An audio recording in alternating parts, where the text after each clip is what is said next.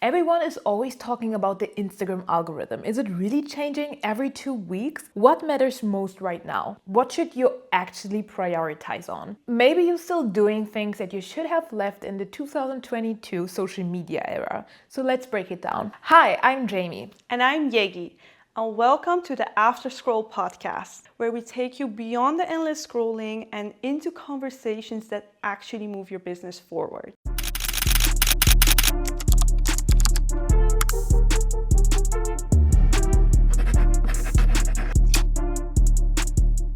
So what this episode is actually not about. We're not fear-mongering. We're not telling you reels are dead. We're not repeating recycled IG advice. We will walk you through the actual 2026 shift. Backed by data, the Instagram Ads confirmations, plus thousands of posts we've created, tested, and scaled. By the end, you will exactly know what to post in 2026 and actually get the results you want on social media. I think the biggest myth right now is that people keep saying, oh, the algorithm is changing every 2 weeks. And we're here to tell you that that's not completely true. Because a lot of people always blame the algorithm whenever their content is not performing or when they see like they're not growing online. But there are so many other factors that impact your reach, your growth, your content than just the algorithm. So what we see right now is that something that might have worked a few years ago or even last month or a few weeks ago doesn't mean that it still will work today. Because right now the content and the audience keeps changing. The audience is looking for something new. They want new content. They want new perspectives. They appreciate more the creativity, the storytelling. So the creators are also adapting to the audience. And what we see right now is that creators are putting more effort into having more intention, doing what the audience actually wants, and that they work with a system or a clear structure that helps their audience grow like over time. You can't hook people anymore with just putting B-roll with like audio and text over it, like read the caption. It changed, and that's exactly what we mean. The audience, like how they consume content, it's changing rapidly because every day so much content is getting pushed out. And how do you stand out? Like you have to have like a more creative way to actually stand out. And if you do like more these like kind of lazy content, probably not as much people will see it because the attention span is just, first of all, very short. And then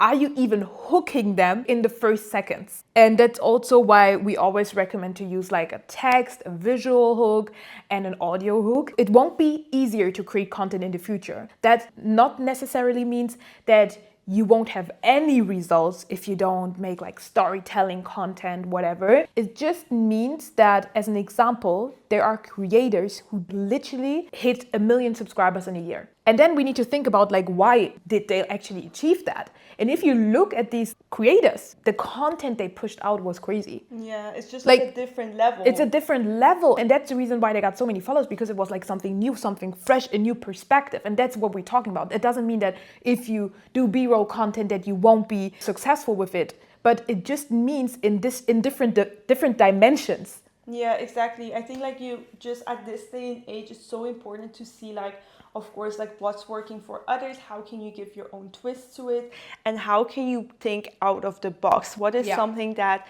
is not oversaturated, like, or also what I still see that some people do is hopping on trends that are already too late, or creating the same type of content or something that worked years ago, or just having really like low quality. Again, you don't need the super highest tech equipment. Yeah, and out of the box doesn't necessarily mean like cinematic content with 50 different angles.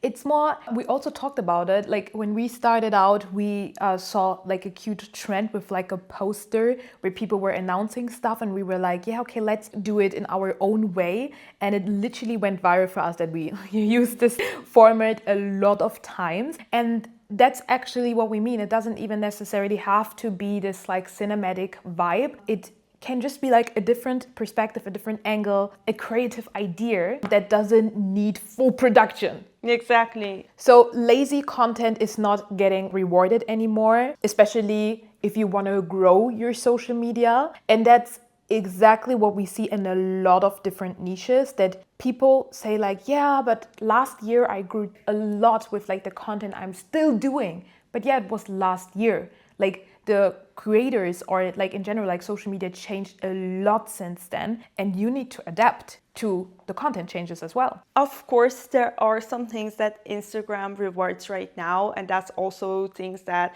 Adam Mosseri, the CEO of Instagram, also revealed. So one of the most important things right now is actually the watch time.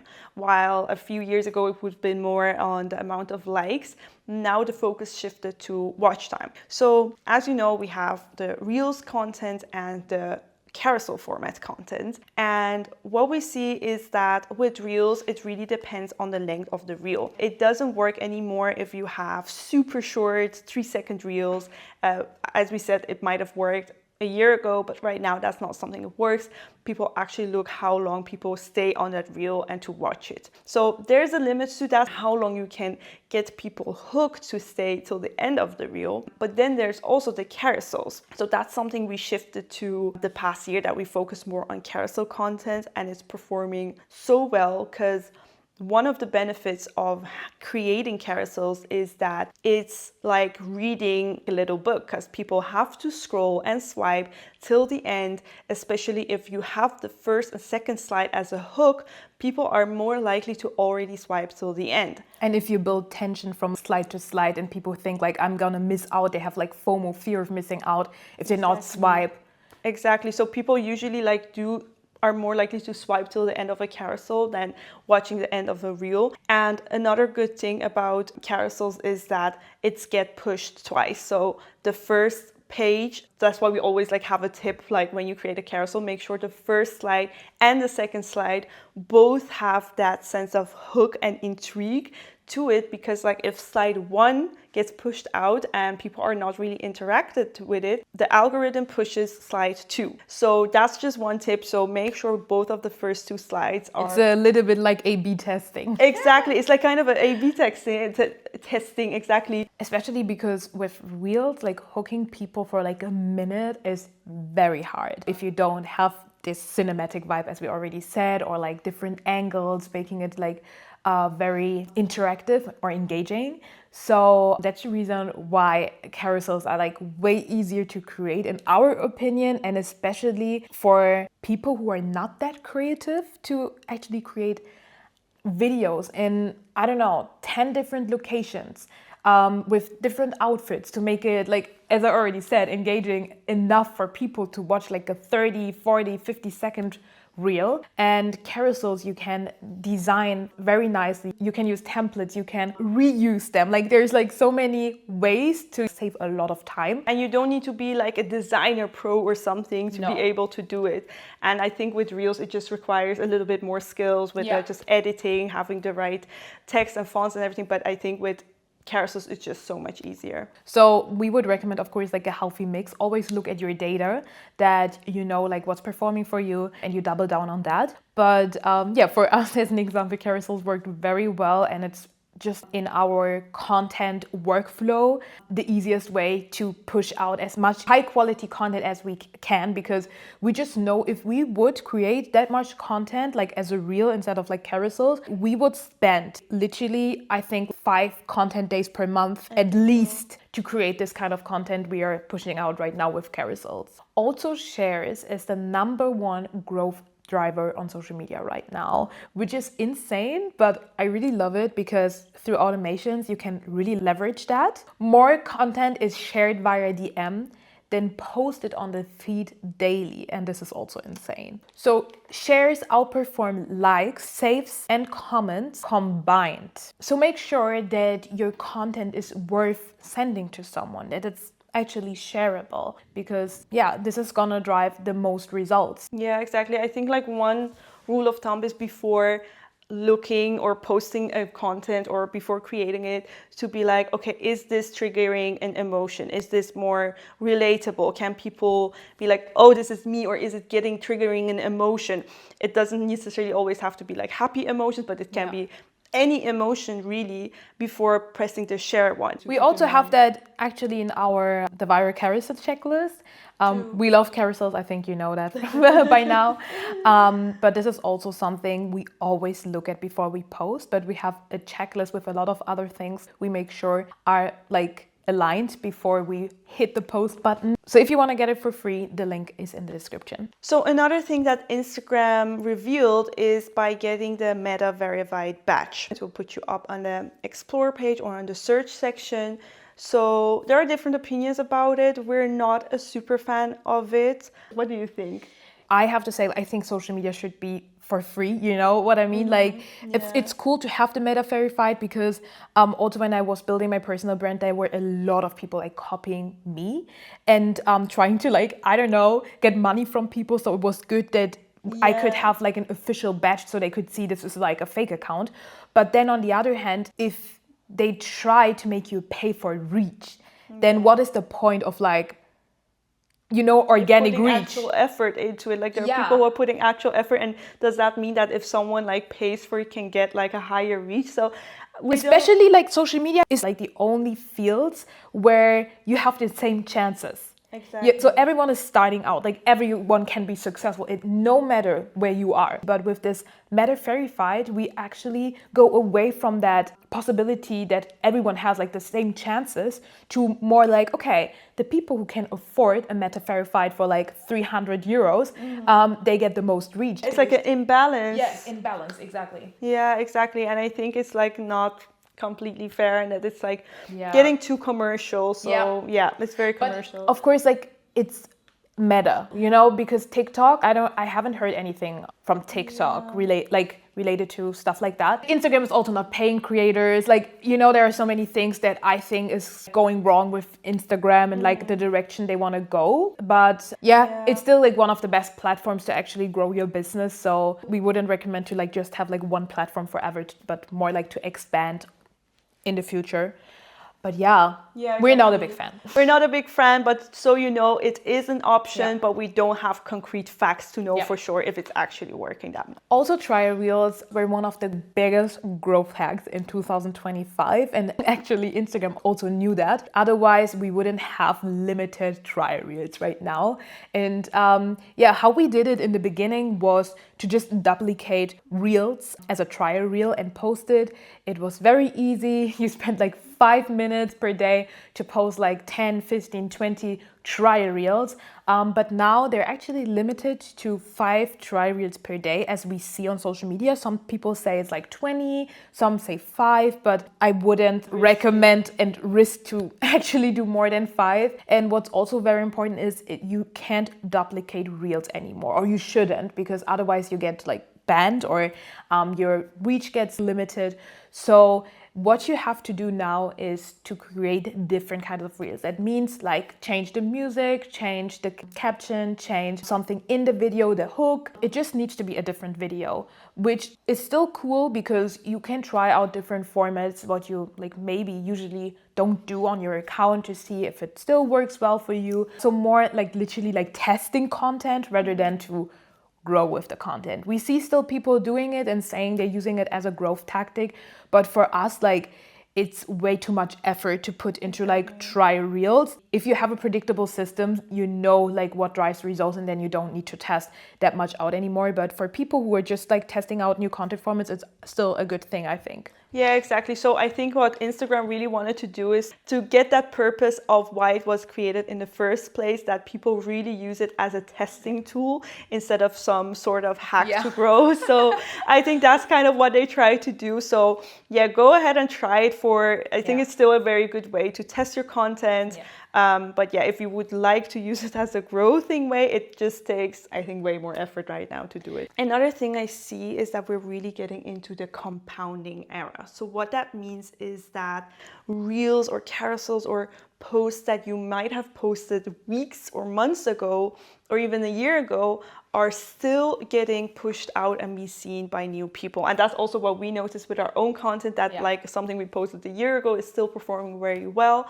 So what this means is that something you should focus on as well is to focus on something that is evergreen rather than just the trend. So as we said, like, it's still good to incorporate trends. It can give you reach. It's also fun, especially if it makes sense and is relevant to your niche, but try to have something that is also sustainable in the long term and still relevant in a few months or even a year from now, that people can still look back on it. So this is like the compound effect we're talking about, that over time, like, you can still grow with your content. Yeah, especially SEO also is very important for that, because your posts can also be seen now on Google or search engines. So if people are typing, as an example, into Google related topics, then your Instagram can pop up, like your post can pop up, which is amazing. That also means you should use keywords people are actually using. So long captions can also help with that. But as we said, don't write like boring captions like no one wants to read. Actually use keywords people are searching for, so you show up on Google, show up on other search engines, on especially also on Instagram itself. Yeah, exactly. So when you make your post, like, have a little keyword research. What are things that people would actually search to find you? Yeah. You can also look at other competitors. So also try to have it aligned with your overall account. So try to have, if you're from a certain niche, something that is like what other people are also searching in your niche, to have it incorporated in your bio, maybe your name. If you have a carousel on the text, if you have a reel in the hook. So if it's over time, you have the same keywords in different places of your account and different type of content, then the algorithm also knows what you're actually about and keeps pushing your content also to other people who are looking for that specific keywords.